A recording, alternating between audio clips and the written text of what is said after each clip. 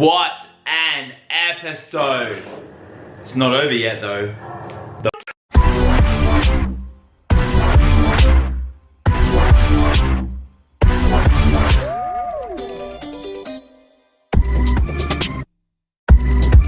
Hey guys, what is up and welcome back to my channel, and today I'm here to react to episode 3 of Stranger Things 4, and it is taking me a little bit of time to get through these, but we're here and we're ready, and I am so excited to find out what happens next. I've read some of your comments and a lot of people I've got the vibe that the first 2 episodes are kind of a lot slower and then it picks up from now. So like I'm really expecting big things in this episode, just to get my hopes up that the story will progress really fast, especially after that ending of the 2nd episode where we had our 2nd death from Vecna. And I really think Vecna is going to be the most lethal villain so far in the Stranger Things universe, just because we've had 2 characters die within 2 episodes, and that seems very unlike Stranger Things. So I'm excited to see what happens next, and hope you guys enjoy it, and let's do it. Let's go.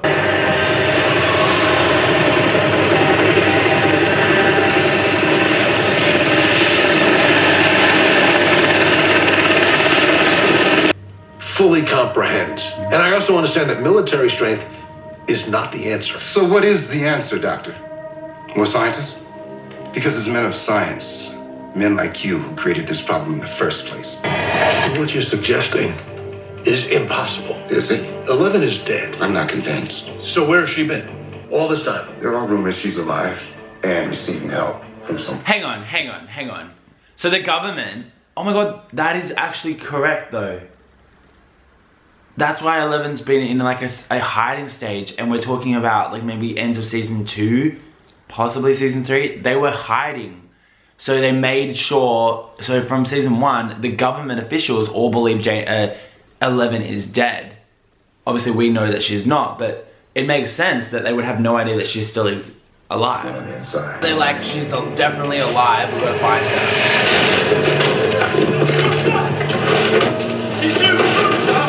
I think it's going to the heart. Okay, I'm glad they picked up on this part, because in the last episode I felt like they kind of left us hanging a little bit with that part of the story. Angela, do you know where you are, Angela?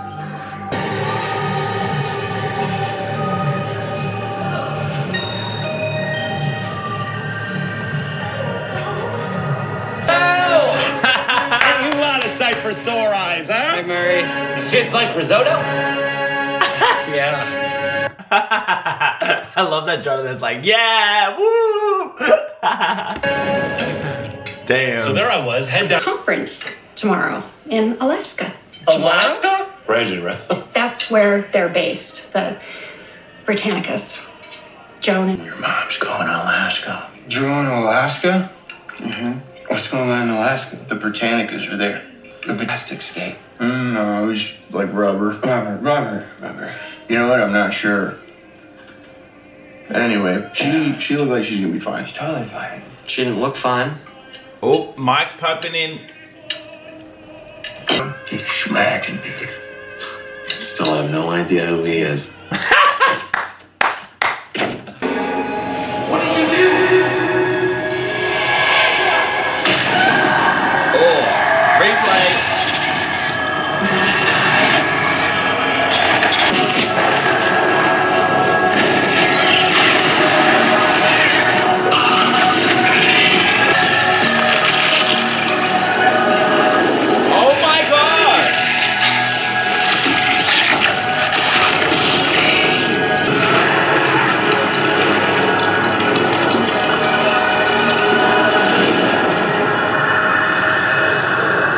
Mother, what?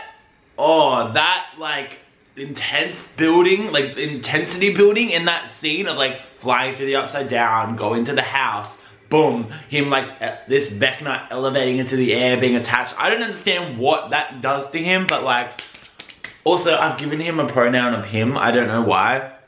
I apologize if they are something else, but oh my gosh. And we're not killers like Eddie. that we just want to talk to him. Get him to admit his crime. Yeah, a little friendly neighborhood chat. That's gonna go down well. Eddie!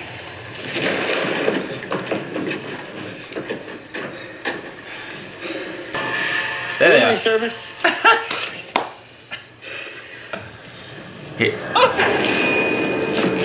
Also, they're pretty convinced you killed Chrissy. Like 100% kind of convinced. And the good news?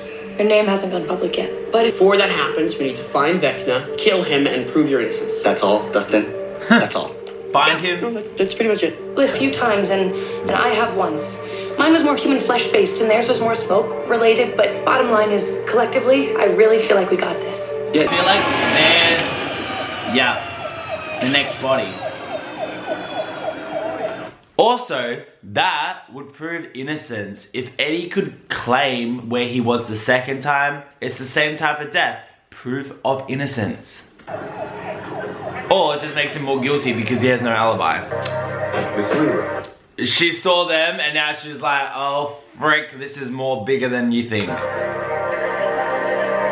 Does the picnic table ring a bell? She's like, hi. Hey, guys, there is a... Well, careful. 4 p.m. showing at Police Academy 3. Could be fun. Look, Maybe we just stay home today. look at Will. Oh, you guys just gonna bump around all break? So, are we just not gonna talk about it? About what? I don't know, just maybe like about yesterday or... I am different. Oh, it's more than just the I do not belong. You mean in Lenora?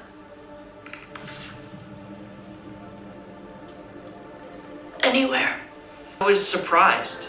Maybe I was a little upset in the moment, but I mean, I'm sorry. I didn't know what to do. I mean, it was so crazy. It happened so fast, but it doesn't change anything. It doesn't. I say it. You can't even write it, Mike. From Mike. From Mike. From Mike. From. Okay, 11, you're being ridiculous. What buddies? And you're a superhero. Monster the superhero. Not anymore.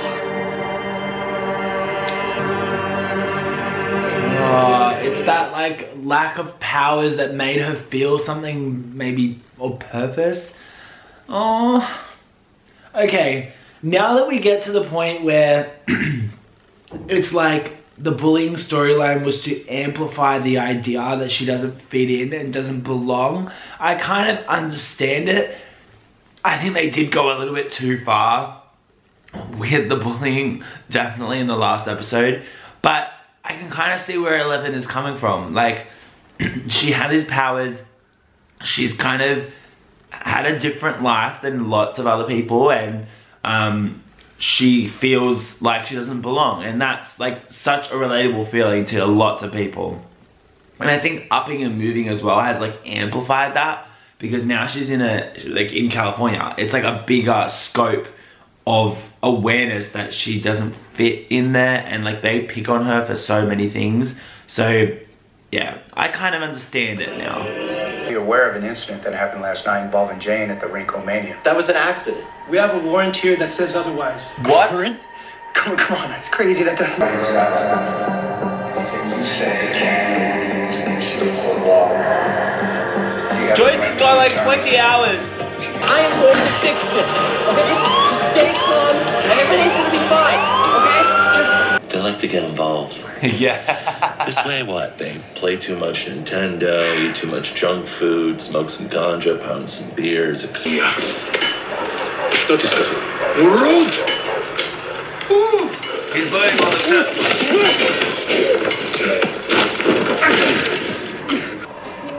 His name is Yuri Ismailov. He's a smuggler. Supplies American goods to some of us guards here, including me on lucky occasions. Cigarettes, peanut butter, Playboys. The best America. Shame we won't meet. You promised me that she would be safe. And she will be. Let me handle Yuri. You have more important things to worry about.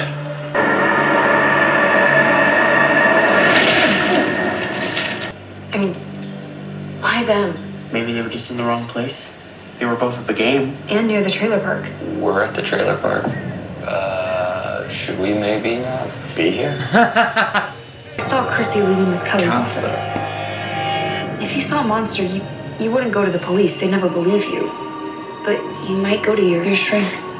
Yeah, okay, are you out of your mind? Flying solo with this Vecna creep on the loose? No, it's too dangerous. You need someone to... Us ladies will stick together. Unless you think we need you to protect us.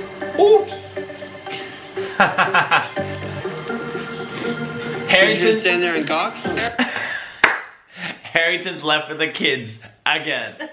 Shut up. Get in the car. Wipe your feet. On the outside, not the inside. Holy crap.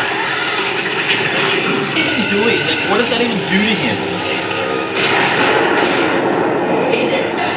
I said leave it alone. Can you say no? Your nose. Your nose is bleeding, dude. Of course it's in that car. God, gross. What are you doing with these douchebags? You know these freaks, St. Clair?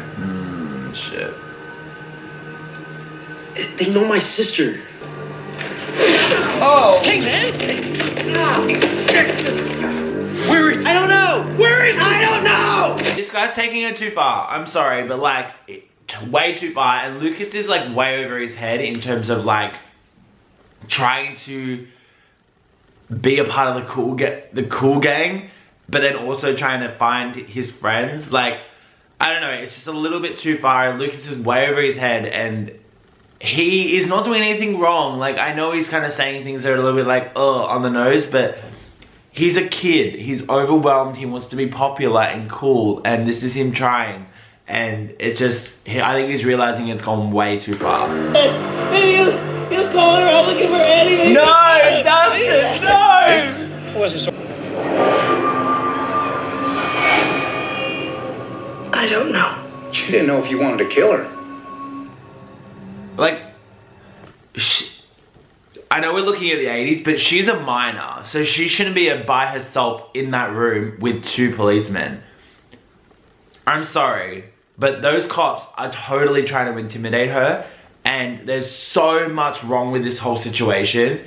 Like, I get, obviously, if she was severely injured, they would have, you know, the parents would have been like, we're gonna get her arrested, it's assault, all of that. But like, to have what would she be, 14 by now, I guess? A 14-year-old girl in a police room with two, you know, 30, 40 plus year old men just sitting there kind of interrogating her. That is just all types of wrong. I'm sorry, but it is wrong. You're in the system, after which point she'll be transferred to juvenile hall. What? Oh my God. Being in the system is gonna flag her to the baddies. Isn't it? It's gonna flag her. Jail. You're gonna put her in jail. A detention hall for juveniles. That's jail. Hey, look. I don't know. I guess we have to wait for Mom to land in Alaska. But then she's gonna be sitting. She's right there. Yeah, I don't know. Hey. We're gonna lose 11. Someone's gonna take 11. I just have this bad feeling that because at the beginning of the episode, they were like, where's 11? Where's 11? Where's 11? She was fingerprinted and put into the police system in California. That is gonna flag multiple things. Jane Hopper. Like, flagging shit, I'm telling you.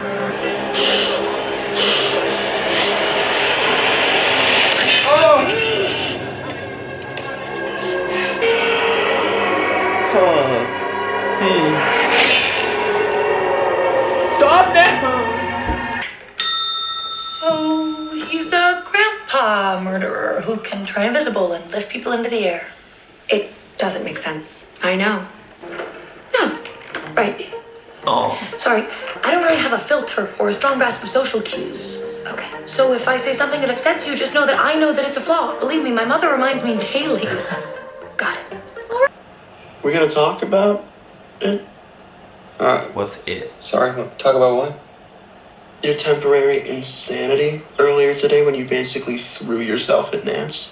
Her in the morning with her eyes sucked out of the front of her skull by this Vecna creep. You're like right in his face right now. No, I'm not. I don't want to talk about it. I'll punch you so hard in your face that your teeth will fall back out. Oh, too far. Next door to where it happened. I'm sorry? To where Chrissy was murdered. The cops asked me a bunch of questions. Did they talk to you? I mean, I know you were seeing Chrissy. You're right.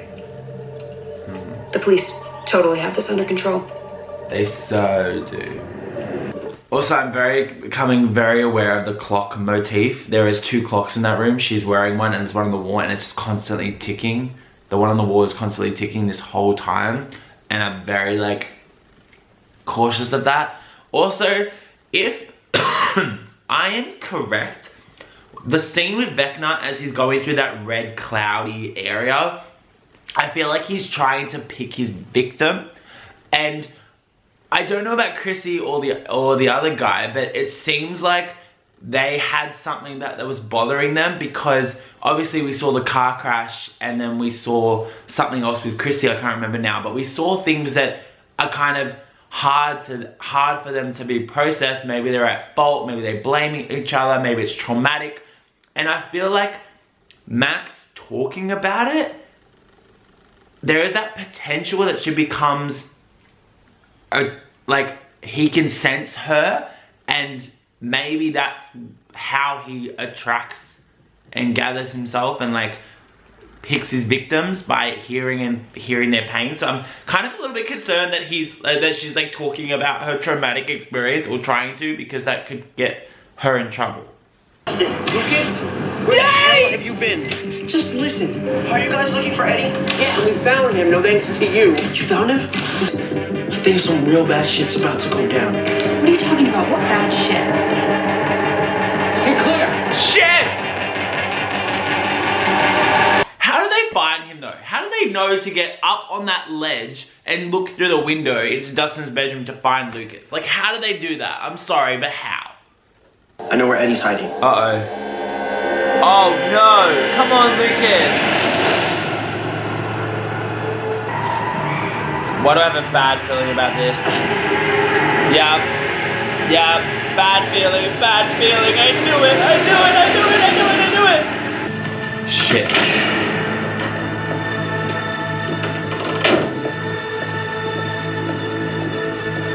It's crazy how you can show a badge of a higher class than a police officer, and then like crimes just get wiped away, and like people just disappear. Like, that is freaking insane.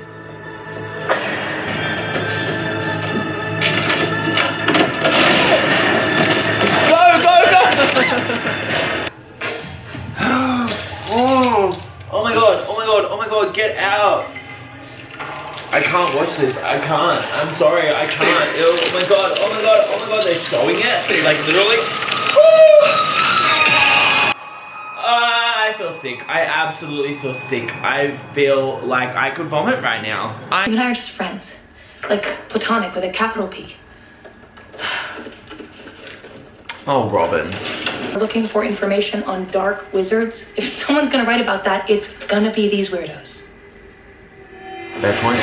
The murder that shocked a small community. Haha, that's very funny. I'm not kidding. She's not? Get over here. What?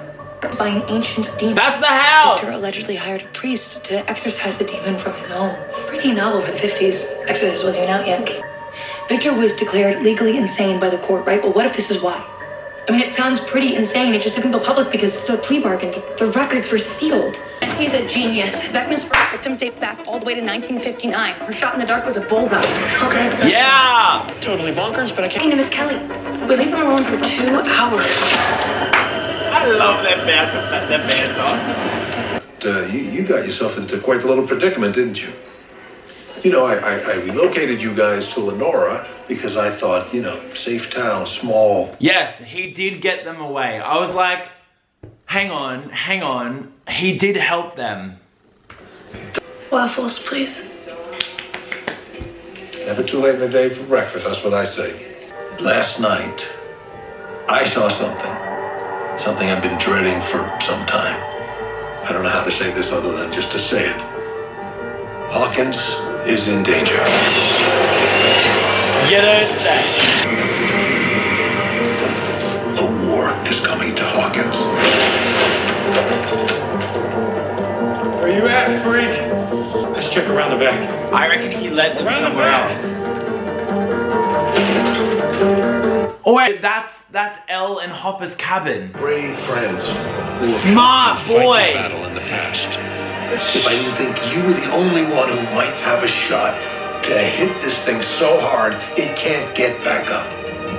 But she doesn't have her powers. I don't have my powers. Exactly. What if I told you there was a way? What? A program that has the potential to not just bring them back, but bring them back stronger than before. But I'm gonna ask that you leave with me now. The reservation is under buyers. But And they're not gonna tell anyone though. you should know there is a very real possibility this program fails. And if it does, you will never see your friends again. My friends. What? Can I see Friends file? Oh my god! Eye of the storm. You may feel you need to go to them now, but if you do, you will risk everything. Risk everyone.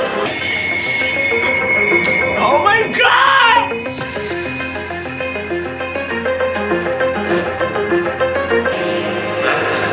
What is it? Speak up, Max! Come on, speak! Speak! They're not the only ones in danger.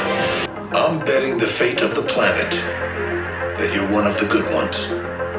But I know you have spent too much of your life being told what to do by people like me. Honestly, this episode took like the scale of like a 5 or 6 from episode 1 and 2 and went to a freaking 9. Like, holy crap. Thank God! Ah! I'm losing my mind.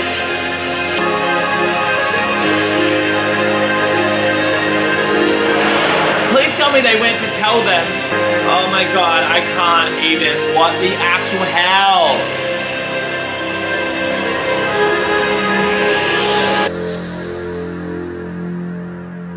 What an episode. It's not over yet though. The fuck? Max! Max! Max! Why isn't she telling them though? I hate the sound of the clock, I'm telling you now, I can't handle it.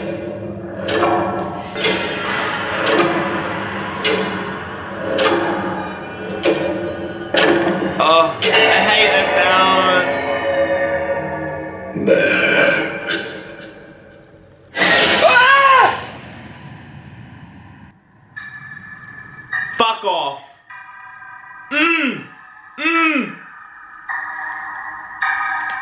Oh shit. The blue eyes. Oh, I'm an eyes person, but far out. Okay, like I said near the end of that reaction or that episode, it literally went from like a 5 or 6 out of 10 in terms of intensity, with like a little bit to the end to kind of keep you hooking, to literally just like amplifying that whole shit. I absolutely frothed that episode.